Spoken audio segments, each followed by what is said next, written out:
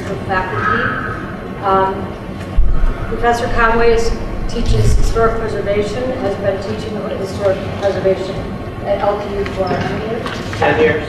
10 years, okay. So he is a project manager at Historic Fort Wayne, and he's going to talk about the impact of the proposed bridge on the Historic Fort Wayne district.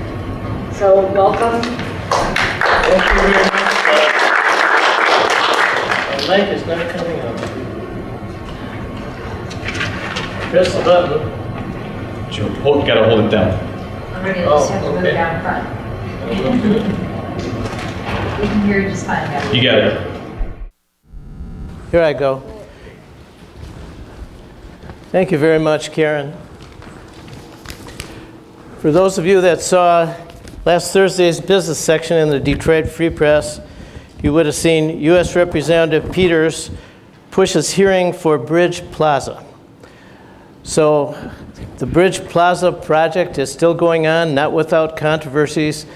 So my talk today, I'm going to discuss the place where the bridge is from my own perspective, which is managing the 83-acre site of historic Fort Wayne across West Jefferson, from where the Bridge Customs Plaza is going to be built.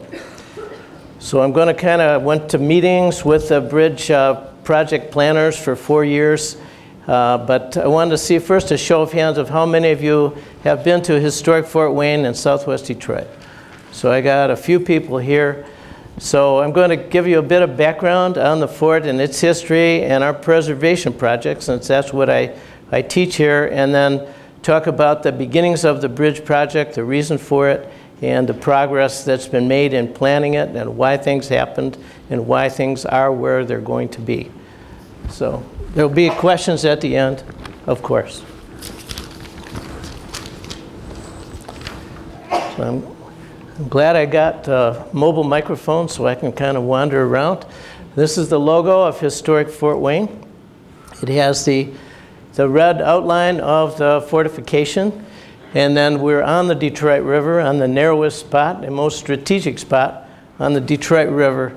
So that's why the logo has the symbol for water. It's actually a Native American symbol, because we have a Native American heritage at the site, which you can read about. It's on the fact sheet, which I put a bunch of copies in the back. So the title of my talk, A Bridge Too Near. We had great doubts about how we were going to be affected, for good or ill, by the new project, which is coming into our neighborhood. So that's me, and a tale of Fort Wayne. So first, fortification. For those of you that haven't been down there to see what we have, basically it's a construction which enables a smaller force to survive an attack by a larger one for a given length of time, presumably to wait until reinforcements come or the people attacking get tired and give up. The type of construction was determined by the budget, the time available, and the expected weapons to be used by the enemy.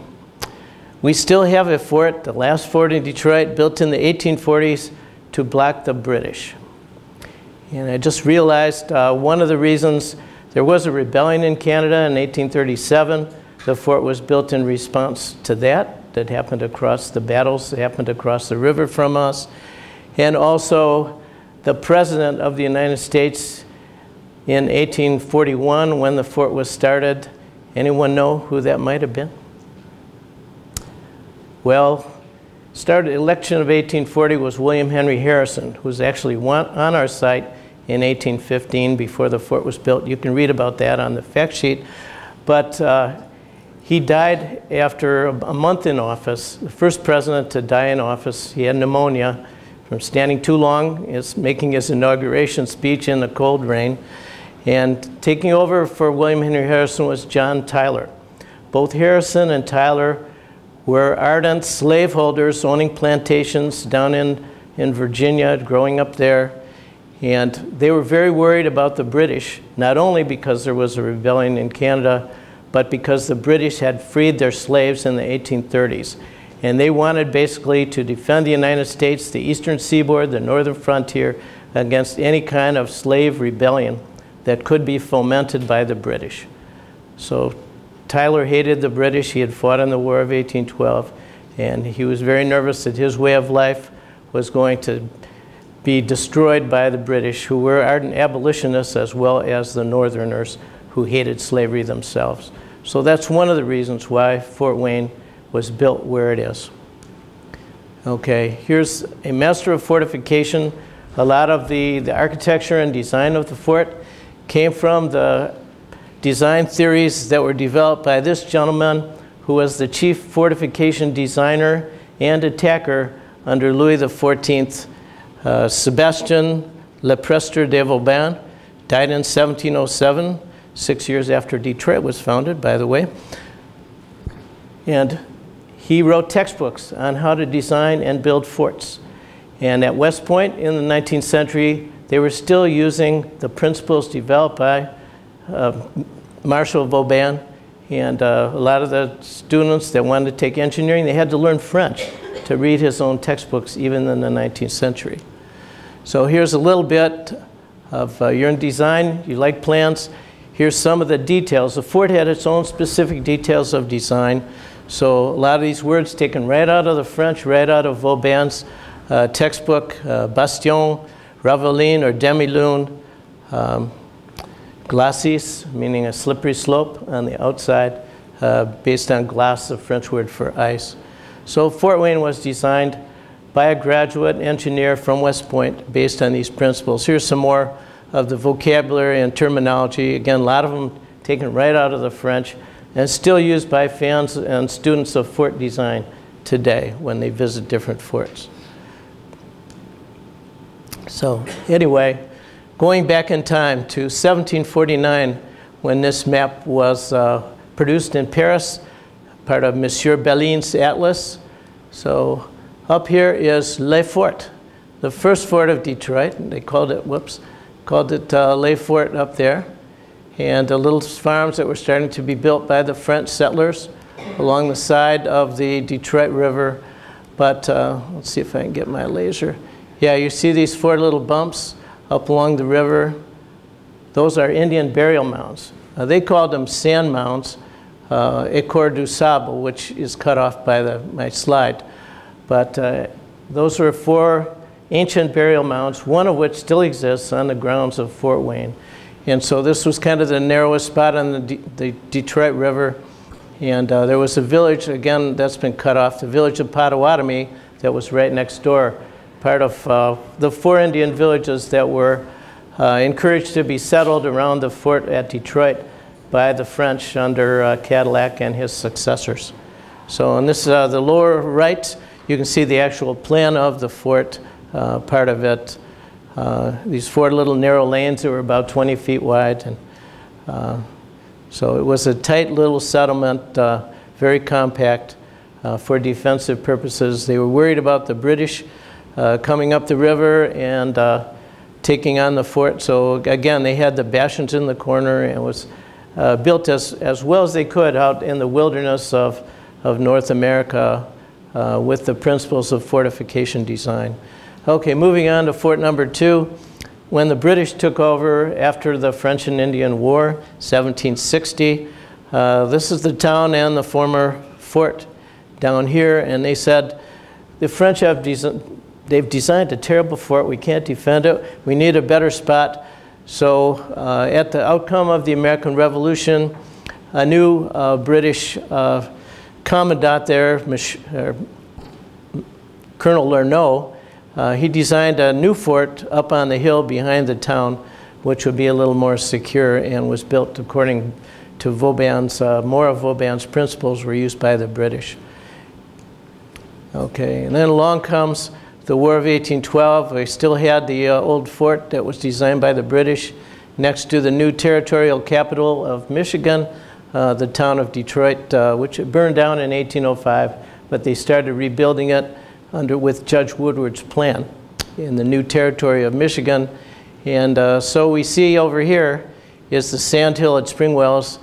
The map maker, Mr. Mellish, did not put all the 4 Indian mounds in his map. He just put the high sand hill. And he also, this map was done after the War of 1812. So he's got a note here, which you can't read. And this is where General Brock and the British Army crossed the Detroit River to conquer and occupy Michigan for 408 days in August of 1812. So right across from the sandhill at Spring Wells is the town of Sandwich. This was the main town on the Canadian side. They didn't build a town where Windsor downtown is now. They built it down here, further downriver and across from Fort Wayne. So here's after the War of 1812. In 1815, the Americans had occupied southwestern Ontario. July 4th of 1815, they gave it back to the British in return for Mackinac Island. And a new engineer came to the area named Charles Gratiot, designed the main road from Detroit to Fort Gratiot, which is now Port Huron, named it after himself. So he was around and looking at the strategic importance of the sandhill of Spring Wells, which is right across from the Canadian town of Sandwich. And so this eventually, in the 1840s, is where they decided to build historic Fort Wayne. Okay, here's a view taken quite a few years ago. But this is the fort in the foreground here. This is our square, Fortification, with the 5th battery, the Demi-Lune battery facing the river. The old fort at Detroit would have been down here 3 miles to the east of us. So gradually, as time went on, the Army added more buildings, so we have rows of houses. The Historical Museum acquired the old fort in 1949 and tore down a couple of barracks to build this 400-car parking lot here. So there still is one small section, I'll show you on another map, that is still occupied by the U.S. Army. This is the Army Corps of Engineers boatyard. Corps of Engineers maintains the shipping channels from Lake Erie all the way up to Duluth, Minnesota, all through the St. Mary's River, the Soo Locks, and they're still our good neighbors. So this is looking downriver toward Fighting Island up here, which is a Canadian island, Gros Seal over here down by Wyandotte. So this is our parade ground, which had a big building put up in World War II. I got another picture of that.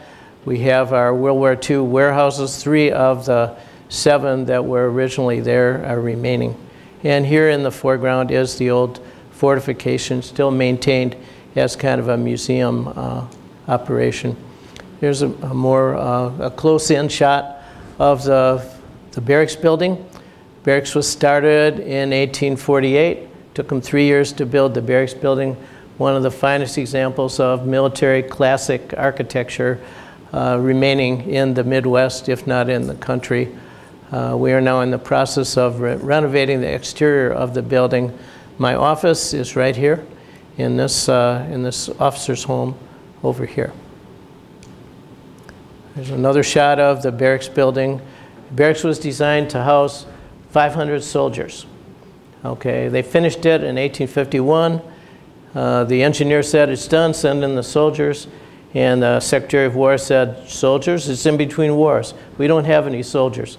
So they turned the fort over to a watchman who basically checked on the site, occasionally let picnickers come in, but sat there for 10 years with no soldiers occupying it until the beginning of the Civil War, 1861.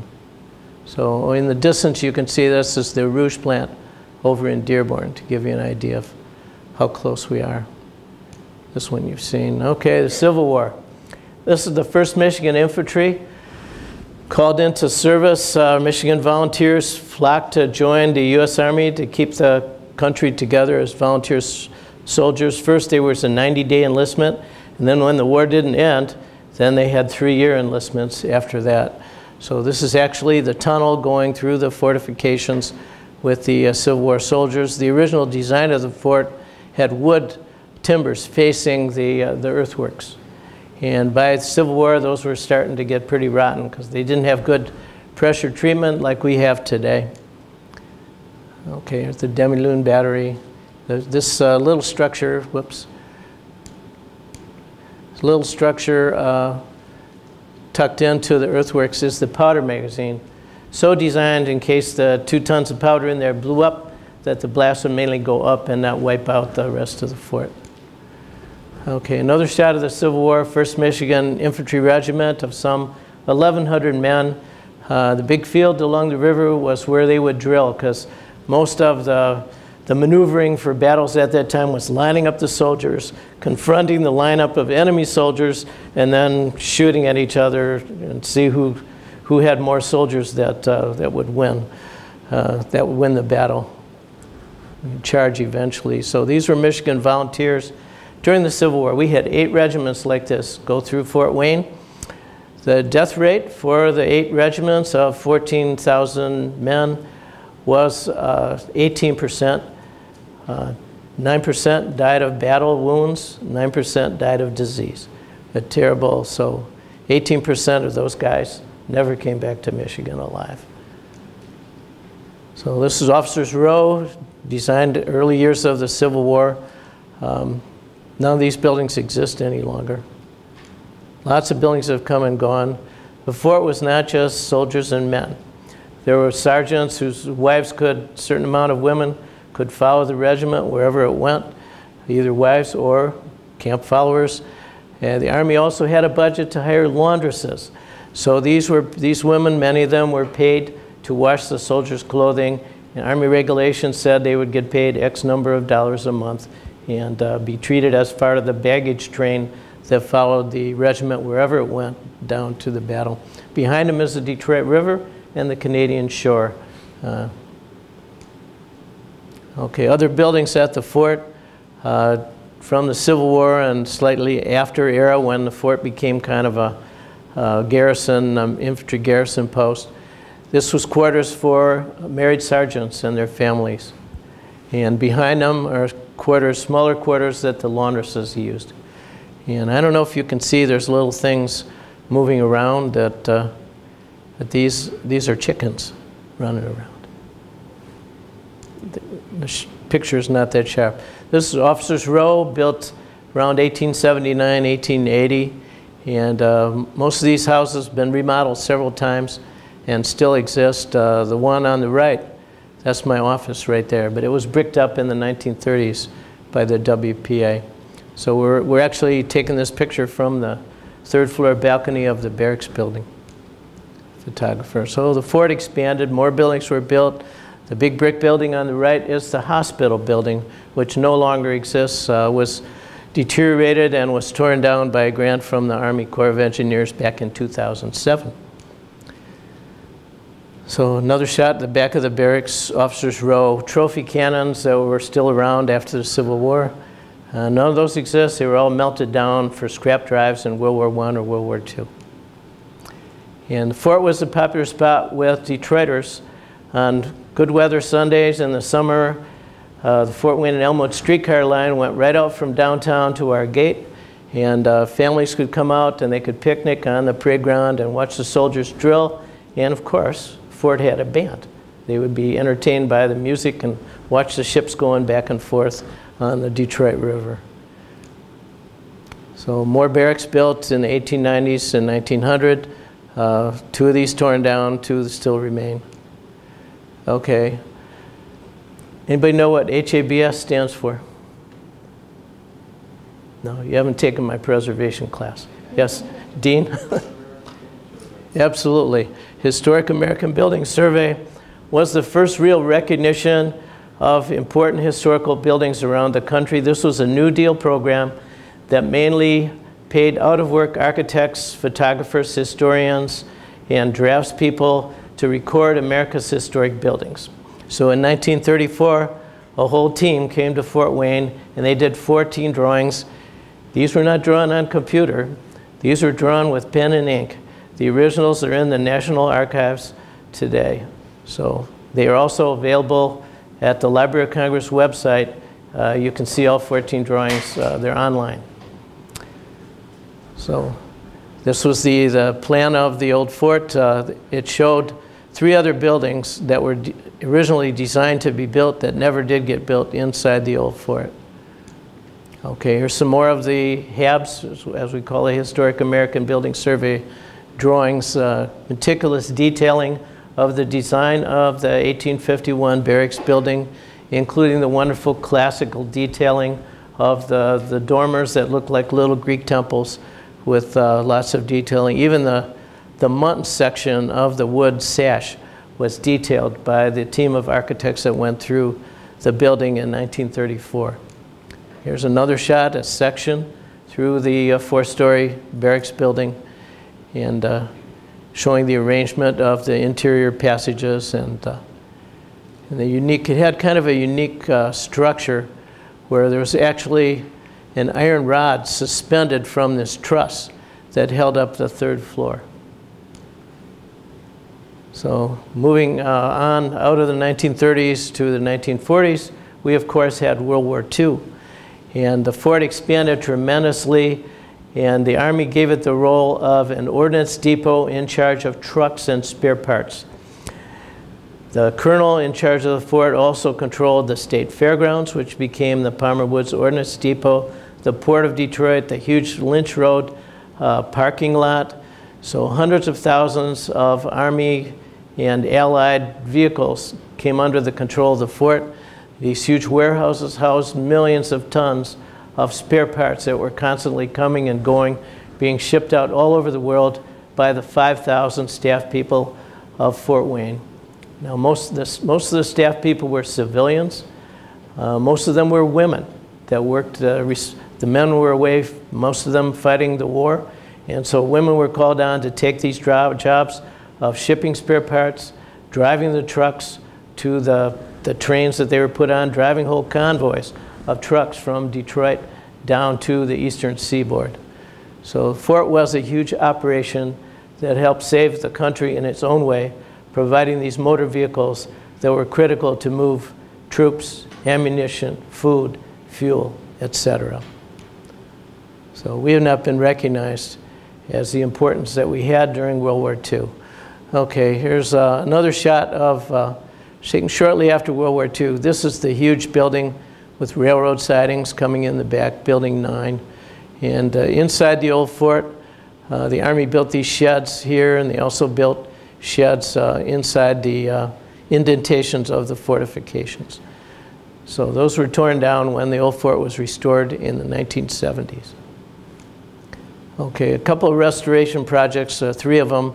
This is the 1889 guardhouse that we want to restore to its original appearance.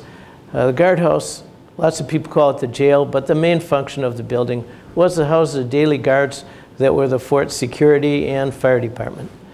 So here's, we worked with Charles McCafferty architectural firm, and the bricks have been so beat up with sandblasting on the outside that he specified taking out the outer width of brick, rotating them around so the nice, clean, fresh back was exposed, and rebuilding it with its original appearance. Okay, here's the completed building dedicated in 1983, and you can see it when you come to the fort.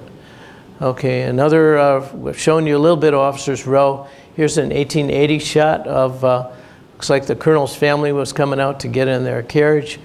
And this building, when we acquired it, had been vandalized, and it looked like this. It had been remodeled in the 1930s by the WPA program, turned these Victorian cottages into brick colonials. So it was still, this was a single family home that was later converted into an officer's club. So it was restored with, to its original appearance, and we do open it on certain Sundays in the summer, and it's not the, it's kind of, picture's kind of dark, but this is the back parlor, furnished to look as if it were the home of a colonel of a regiment in the 1880s. And we know a lot about the families that lived in these houses. So here's another one. This is a rendering, not the best rendering, but I did it myself. And this is the Tuskegee Airmen's Museum, which was a double set of NCO quarters built in the 1930s. And we were working with the Tuskegee Airmen's Organization, the first African-American unit of pilots that flew for the Army Air Force in combat in World War II, which was a revolutionary thing because the Army was segregated at the time racially. So this building had been vandalized, and we turned it back into a beautiful museum, and the Airmen's organization still operates it as a museum building, and it's open 6 days a week for tours. Okay, we have a lot of reenactor interest in the fort. They parade around in uniform and fire off cannons and sometimes have mock battles in our annual Civil War days. Okay, this I mentioned, I'd show you a map. This is how the City of Detroit Recreation Department got the fort. First of all, it was taken on by the Historical Museum, which was a city department which no longer exists. So the Historical Museum started off right after World War II, and they asked the Army for the old fort here, which is in yellow, and they acquired that in 1949, opened it to the public for the 250th anniversary of the city in 1951. The parts outlined in green and brown were acquired by the city in 1971 and 76. The part outlined in red is still U.S. Army property even to this day. 13 acres, as I mentioned, used by the Army Corps of Engineers. 30 civilian employees are based there. They got tugboats and dredges, survey boats, and they keep the shipping channels open, as I mentioned. So a lot of buildings were torn down by the Historical Museum. Building 9 here is gone. These 3 warehouses are gone. This garage up here, that fell down. We tore it down. These 2 barracks buildings, those were the induction center for troops up to the Vietnam era. If you were drafted, you went through that building. And those are gone now, replaced by our parking lot. So now getting to the bridge. Okay, why are we planning a bridge? Well, we all know what happened September 11th, 2001, with the attack on the World Trade Center. After that, the government became much more security conscious. You know, you used to be able to go to Canada and just give them your citizenship verbally. Now you need a passport or a special card to get across that border. Things changed greatly. They realized there's only one border crossing at Detroit suitable for large trucks to cross. The present Ambassador Bridge with 4 lanes, completed way back in 1929. Okay, today it carries 25% of all trade between the U.S. and Canada, worth some $13 billion a year, and it is owned by one man, Matty Manuel Maroon, a billionaire owner, getting even richer because of all those trucks crossing his bridge, paying high tolls. Okay, so the state and the province of Ontario decided to appropriate money. Michigan appropriated $25 million. I don't know how much Ontario appropriated, but they did a multi-million-dollar study to determine the feasibility of a new international river crossing. Experts were hired. Gordito Group was the main consulting firm who hired bridge design companies, lots of engineers. They held many community meetings, which when I started at the fort in 2005, about once a month I would go to one of those meetings and hear the progress. It was called DRIC at the time, Detroit River International Crossing. And at some point they changed the name to the New International Trade Crossing, commonly called NITSI. Okay, lots of alternatives were looked at. Lots of dollars were spent looking at these alternatives, having community meetings up and down the Detroit River on both sides of the border. Examples. I got a few pictures here from the DRIC study. This, to orient you, that big red blotch there is Metro Airport. So over here on the right, we have Gros Isle in the river. We have Fighting Island on the Canadian side. And so the surveyors were looking at all these different main roads that went down to the river and could connect it with I-75. You can see it's a long way from I-75 to the river, the further down river you get. So they kept looking and they kept looking. See, here's I-75 right here coming up, and you see how it gets closer to the river here. So they said, well, let's look there. Here's Southfield Freeway. This is from the DRIC planning study. You can find this on their website. And you're looking at I-94 and Southfield interchange. And you can follow the Southfield Freeway down there where it turns into a boulevard, crosses I-75. And thinking about a plaza down there at the end of Southfield. Well, what's at the end of Southfield? It's Ecorse. It's just one of those downriver suburbs. And for most of the downriver suburbs, having a customs plaza taking away their tax revenue, bringing all these trucks and border crossers into their neighborhood, that was kind of poison. So, and that worked. And so finally, the poor old city of Detroit was chosen because that was the closest spot for I-75 to the river. The land was much cheaper to acquire down there because these are poor folks living in, crumbling houses. There's a little bit of industry, not much left there, not like downriver where you have Great Lakes Steel, et cetera, blocking the river. So the last alternative, and it's interesting that they called it practical alternative. So 1 and 2 were both those sites in southwest Detroit. Those were the most practical for the reasons that I just gave you. And so practical alternative number 2, so we're real close. Come on, yeah, we're real close to I-75.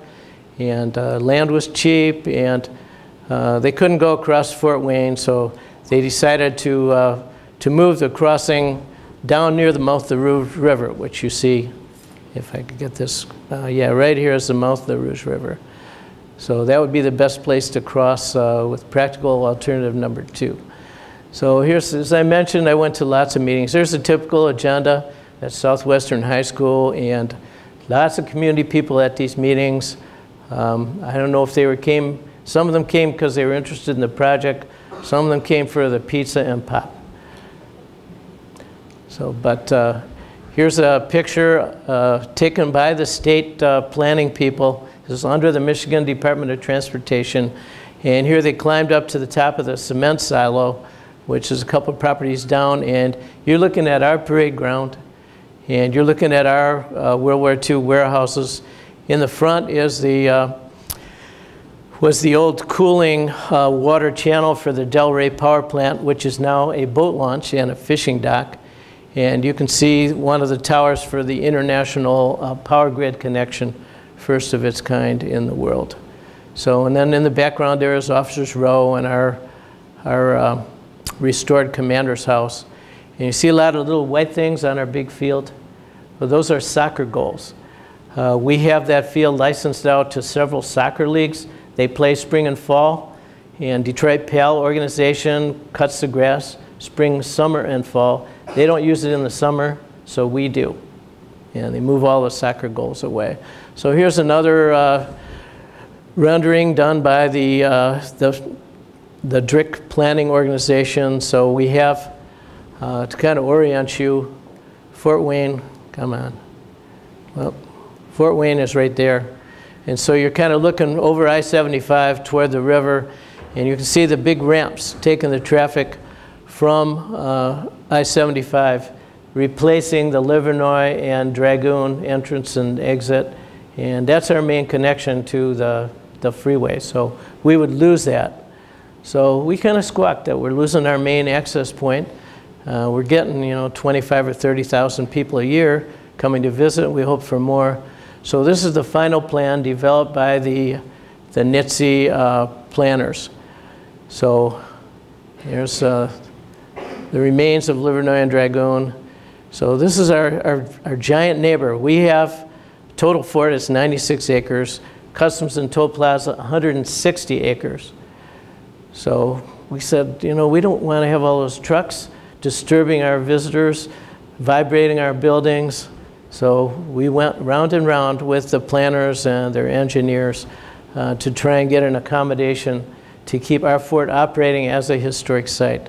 So, and down here on the lower left, you can see how the traffic leaving or going in off the bridge to the Customs Plaza will leap across West Jefferson and then rise up to the high level of the new bridge crossing the river. The bridge has to be at least 150 feet above the water in the center for ships to get underneath it. So that's the rules for a bridge. And so these other little roads that you see on the right and left of the plaza, those are our main access points. So people will have to get off the freeway on the right at Clark Street exit. On the left, there will be Springwell's exit. And The state has told us they will build nice boulevards, well marked and newly paved, to get people from the freeway to our front gate. Okay, preservation reviews. So when you're on the National Register, as we are, you get special consideration. So we got reviews by the National Park Service, which is built into our deed, the State Historic Preservation Office in Lansing, the Advisory Council on Historic Preservation in Washington, which reviews projects which might be threatened by projects involving federal funds. So a list of accommodations were developed. So here's what we get in the environmental impact statement, the final one, produced by Michigan Department of Transportation. So as part of the project, and we hope we get these things. It's in the plan, so maybe we'll get them, we hope so. New master plan for our operation, monitor construction vibrations, provide new signage on the access roads, repave, landscape, and light West Jefferson, build a new ornamental fence, which is nice, 1,200 feet long along our property frontage, build an attractive security wall on their land of brick with some kind of landscape screen in front of it. Continuing, install a new entry gate area, 100-foot wide landscape berm area opposite institute controls to minimize truck idling on the Customs Plaza, provide plans and specs of nearby work for city review, coordinate emergency services traffic movement plan, whatever the heck that is. So here's some of the renderings. You can see they had a lot of money to pay people to do beautiful renderings of the new operation. Some of them include us down there on up there on the top, and the plaza entrance and exit. They will have, they make a note, whoops, sorry. They make a note where it says Campbell Street Boulevard. So people coming across from Canada will be able to leave the Customs and Toll Plaza and come and see us without having to get on I-75. So that was nice. Okay, here's our new entryway that they say they will do. We hope so. The old entryway is down, doesn't look a whole lot worse on the bottom, but we could use a new entryway. Who couldn't? View from Canada, here you go. There's Fort Wayne down there and a new Drick Bridge. And I should mention, if any of you go over on the Canadian side where the bridge is going to land, they're pretty much 90% done with clearing the land for the Customs Plaza. They have built a new Parkway Boulevard from their Customs Plaza to Highway 401. So they have spent $1 billion on their side. We haven't acquired one piece of property yet on our side. It's going to happen soon. So estimating opening year 2020, President Obama gave the required permission last December 4th. Canada's paying for everything, $2 billion, except, as I showed you that article, they don't want to pay the $250 million for our Customs and Toll Plaza. So I can't blame them. Canada now ready to buy Detroit land for the bridge, even without the U.S. commitment for the Customs Plaza. And we're wondering, speaking for Fort Wayne, the city of Detroit, the Recreation Department, which thinks it's going to be a win-win. We hope it will be, if we get all those benefits that they talked about. So basically that concludes my talk. I'm pretty much on time. I got a few minutes for questions, but in the back on the table is a list of the events. If you want to come and look over the area and the place yourself, we have all kinds of special events that start April 12th and 13th with our flea market. So that's basically as far as we are. We're still waiting to see if there's some kind of trade-off for payment for the Customs and Toll Plaza. So does anyone have any questions? So you're saying Detroit is not a part of any property yet? No, Detroit won't. It'll be through the state of Michigan and agreement with the Canadians, there will be some kind of bridge authority that will have eminent domain to take properties if people aren't happy with the amount that they're offered. So there's been a great amount of controversy in the local community, as you imagine. Folks living in these very poor houses that they can't expect to get much. Where are they going to move? You know, if you get $3,000 for your house. So the local community has established their own organization, the Community Benefits Coalition. And so they're hoping to be included somehow in the financial package. But to date, they've talked about it for years, but nothing legal has been done yet. So I kind of feel sorry if I know a lot of these people, so I ate pizza with them at the meetings. And we hope that they will find some benefit from this project, because really, where are they going to go? So, Dean. Is historic Fort Wayne owned by the City of Detroit? It is. The 83 acres that I manage are owned by the City of Detroit. Yes, sir. I was just curious, as you were giving a lecture, whether or not historic Fort Wayne ever figured into the bankruptcy settlement as the BIA is figuring into it. Well, on our site, we have the collections of the Detroit Historical Museum, which are estimated around $8 million in value. Now, they can't compare to a Renoir or a Rembrandt, but they are city property, just like those paintings at the Art Institute. But so far, I think if someone wanted to take it and develop it, the city would probably say, fine, but no one has come forward and offered anything. You know, we have a lot more buildings. We have 39 buildings. A lot of them have deteriorated tremendously since the city acquired them in the 1970s. So out of desperation, I'm hoping we can get some funding from the Army Corps of Engineers to tear them down before they collapse. So that's just 11 I've kind of targeted, but lots of people, lots of organizations have to agree that that's a good way to go, but I don't see an alternative at present. So the Recreation Department, because they spun off Belle Isle, we got some capital funds last year. We're hoping to get some more in this fiscal year that starts in July. We also have kind of an ace in the hole, but we have to fight for it, but the county has passed 2 millages that provide some funding for parks, and Fort Wayne is mentioned, although not our percentage. So we got $100,000 out of that last year. So, but you know, every year it's a battle to see if we can beat out Wyandotte or some other community for Wayne County Parks money. So, and yes, question?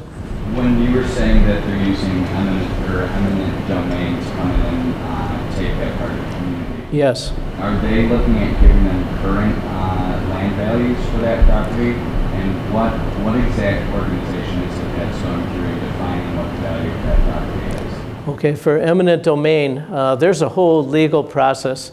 Basically, it's the state has that power. And the number they generally use is fair market value for those crumbling houses. You know, that is very low. Now, they know that, and so in many cases, I know they did it for the Chrysler Jefferson Avenue Assembly Plant, which was a similar thing to expand that and build that new plant. But they came up with a lot of extra money to supplement the poor values of the houses that they were condemning. So I suspect, you know, it won't be totally horrible. They'll give them some extra money, but it won't be enough to buy a nice house in Livonia. So I'm sure of that. Do you know how many people are being displaced in that area? I've heard maybe 100 houses. And then I'm not sure how it will affect the neighboring houses that will have new boulevards next to them, whether they will be, you know, they'll be made less valuable for living in with more traffic going by. And so the Customs and Toll Plaza is not touching the area between the railroad tracks and Fort Street. So there's a lot of industries in there that will be affected by the ramps. The state has done a thorough survey of any other buildings in that area that have historical value. So they found a church, which it's located right in the center of the Custom Plaza. So that will probably be condemned. It's an African-American church, but their process, they will get the fair market value plus whatever supplement, but because it's eligible for the National Register, the state will hire historians to document it, photographers to take good photographic records, and then its records will end up in the state archives. There's also an apartment building, and the apartment building is right off of I-75, and that was far enough away from the main construction area that they actually moved a ramp so it would not impact that apartment building, and that will be saved, hopefully. once the owner lets it go downhill. Is the church in such shape that it can be moved? Church is a solid masonry wall structure, and it's got a very small congregation. I just don't, I think they would take the settlement money and find another church. I don't think the state will pay for moving it. At least that's what I've heard through the rumors, but we'll see. Anyone else have questions? Dean? Sorry. That's okay. So I'm going to ask another question. This talk was billed as a bridge too near. Yes. And I take it from the tone of your remarks, you would rather have the bridge built somewhere else. But is your position now that the bridge is going to be a reality, so you're attempting to position yourself for things that would mitigate the damage? Well, when it was first proposed, we had no idea how it would affect us, and frankly, the city believes it is a win-win because we're getting the new fence and the new roads and everything, and the landscape berm, new pavement, but we really don't know how it will affect people's willingness to go a much longer route from the freeway to our front gate, and how that will impact us. So, you know, when I first heard that it was coming and it was going to be our neighbor, it did seem like a bridge too near, and it still is to be decided how eventually it will impact us. So we've... Your voices brought these amenities back. There was a lot of negotiation on the part of the city rec department, myself, Mohammed Al-Gharabi, the head of the state MDOT committee that was working on it. So yeah, all those benefits that we're getting, those were not immediately offered to us. We had to squawk a little bit and say, you know, you're impacting our operation. We don't know how seriously. So, and we appealed to our friends in Lansing and in the Advisory Council on Historic Preservation. And so eventually, because they came up with these mitigations, that the state said, no, it's not going to impact them, you know, very seriously. So we'll see how it works out. It's a great unknown at this point. So we're hoping, you know, we'll come out of it at least harmed as possible by losing our 3-block connection to I-75. Instead, we have a 1.3-mile connection to I-75. So people are not going to be driving by our front gate like they used to. Okay, anyone else? So we'll let you know how it happens. Thank you very much for having me. Yes, we appreciate it. Thanks for coming. My pleasure.